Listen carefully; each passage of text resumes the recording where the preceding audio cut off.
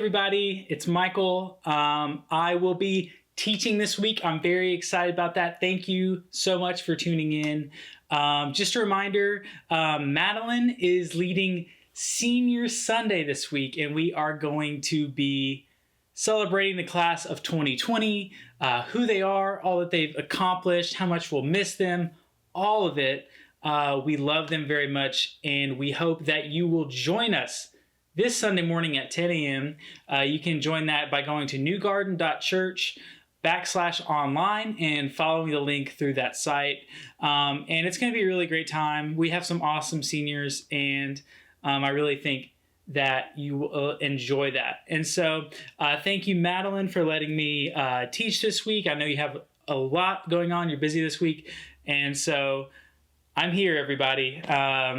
I hope you're doing well, and let's get into it for tonight. So first off, one more thing before I start. Join us on Zoom on Wednesday night at 7, and we will talk about the lesson. Join us on Wednesday at 7 p.m. And you can do that by going to newgarden.church/chat. And that's going to be awesome. And it's going to be a great time to see each other and chat, which is why it's at newgarden.church/chat. Anyways, I am talking way too much, so I'm just going to go ahead and get into what we're talking about today. I want you to think about brands. Brands, B-R-A-N-D-S. Now, like imagine you are at Opry Mills and you're walking through the mall and you look around and you see Lids and you see Forever 21 and you see Bass Pro Shops and you see Nike Factory Outlet and you see Old Navy and Sun and Ski Sports and all of those places. And I want you to think of the type of people you expect to see in those different places. Like for instance, if you're walking past Bass Pro Shops, you might expect to see some big bearded guys in camo jackets or waiters maybe. They definitely own waiters. Maybe they're not wearing them to the mall, but maybe they are because, let's be honest, some waiters, especially the ones at Bass Pro, are pretty comfortable. So what do you expect to see at Forever 21? What kind of person do you expect to see at Forever 21 or Old Navy? You're probably thinking of a certain type of person. If you're going to buy Lids, you probably expect to see someone like me, probably wearing a hat, probably like maybe a snapback, flat bill, something. That's the kind of people that you expect to see at these different places. And it's not bad. We literally all do this every day. Whenever we see a group of people, we expect something about them. We assume something about those people. Now, you do this at school too. I do this in my life. I could give you a rundown of all the different types of people that I know. Like, especially, I remember being in college and there was like all these different clubs, and I would think that group of girls does this, like they post this on their Instagram, blah, blah, blah, blah, blah. And so I wanted to play today a little game of fill in the blank. Okay? So I'm going to say something, and then there's going to be a blank, and I just want you in your mind to fill in the blank. Pretty simple stuff. I don't have to explain this anymore. So, for instance, the cheerleaders at school are fill in the blank. You get it? What are you filling in that blank with? Let's see another one. The country guys at school are blank. The people with TikTok clout are blank. The honors students are blank. I don't know. You can do this with literally any group of people. The teachers at school are blank. The math teachers at school are blank. The male teachers at school. You can do this with literally any group of people. And this is commonly known as stereotyping, okay? Now, we all do this. Once again, it's not inherently bad. It's natural because we've had experiences in our past, or we've heard certain things that make us think this about certain people. Now, whether that be true or not, we don't always know. But we all do this all the time. And so I think this applies to Jesus, to a story from Jesus that we're going to talk about today. So here's the thing. When Jesus was on earth, people would always come to Jesus to prove a point. Now, there were all these religious leaders, teachers of the law, people like that. And these people, just imagine like a preacher at our church, or your youth, or imagine me, okay? Someone like me who I have a lot of stock in the way that church is, okay? If the way that we do things changes, it affects me, okay? Because it's how I have a livelihood. It's part of my life. It's every single day I'm invested in this thing. And so I have a vested interest, and what that means, I have a buy-in in things staying the same or things working out for my benefit. And so these religious people and teachers of the law, they would always come to Jesus wanting to prove their point because they had a lot of buy-in into what was happening. And so I wanted to tell you a story from John chapter 8. So if you have your Bible out, great, open it up. If you don't, listen to what we're talking about here. So this is from John chapter 8, starting in verse 2.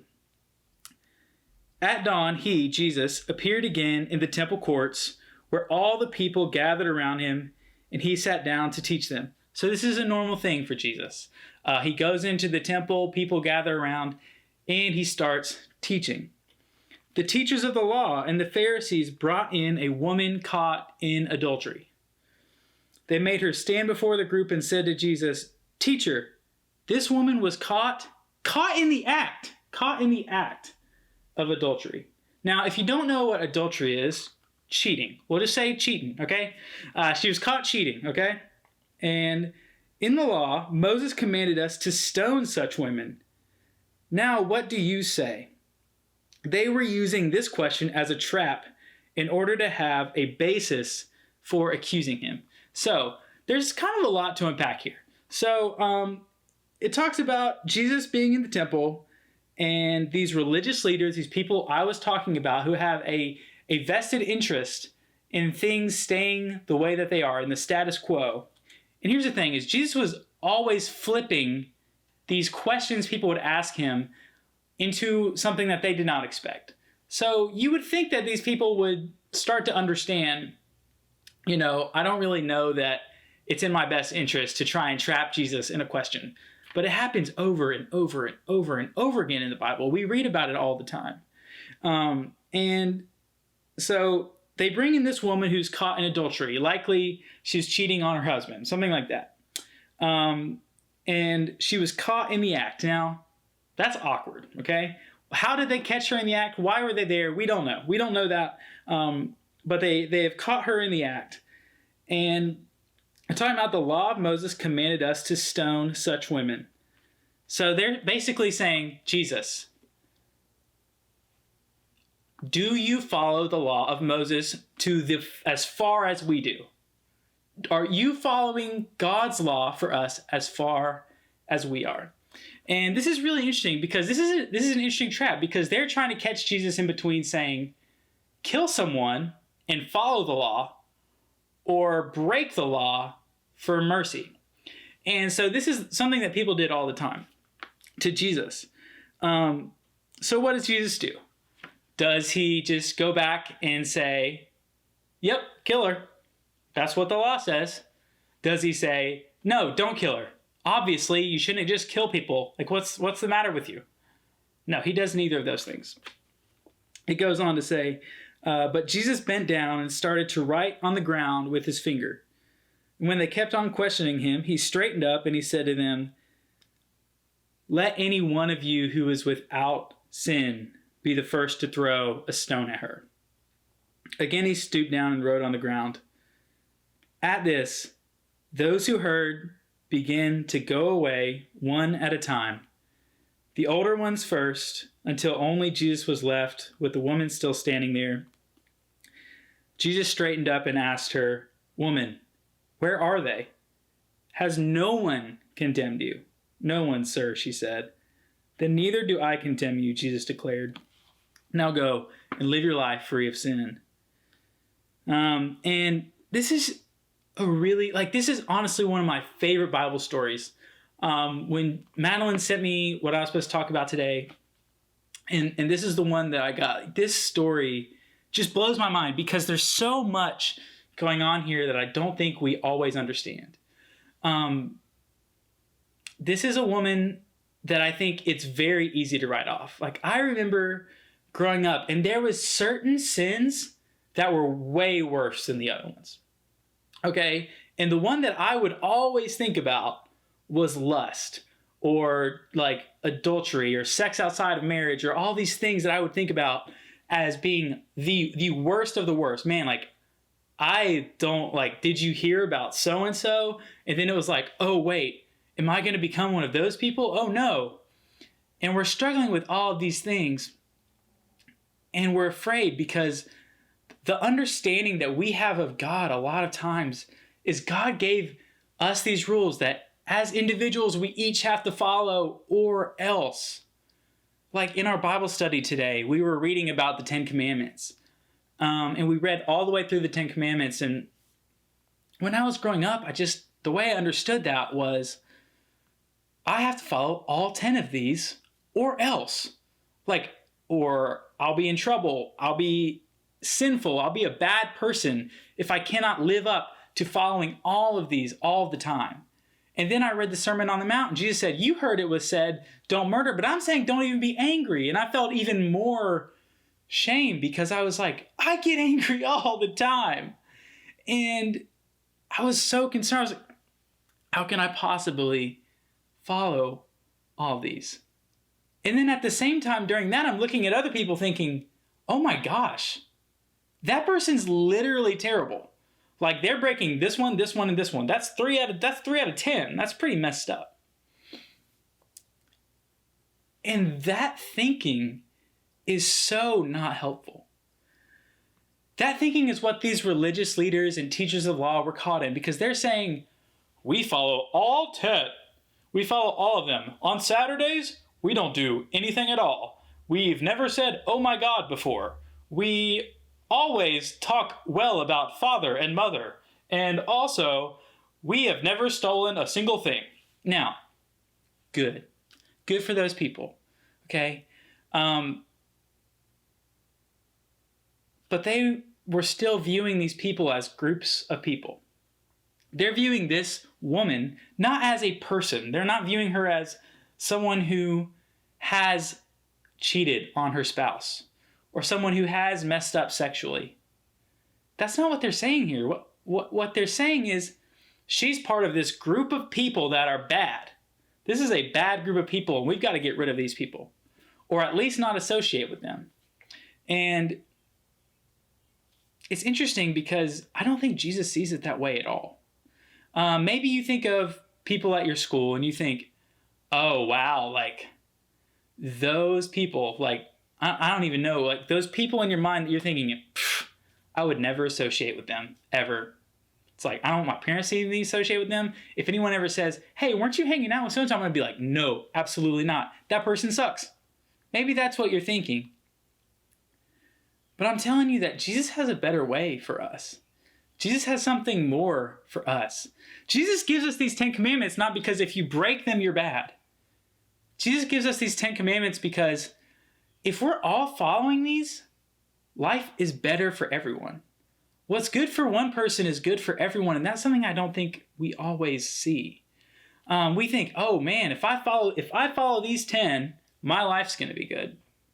When in reality, if we mess up one of these, it's going to hurt someone else too. If someone else messes up one of these, it's going to hurt us too. For the sake of society, we have to be mindful that God didn't give us instructions to make us feel bad when we mess up. God gave us instructions so that as a culture, as a society, we can be healthy. We can be in good standing. And this is something we mess up all the time. And it actually divides us more when we look at other people and outcast them for what they've done.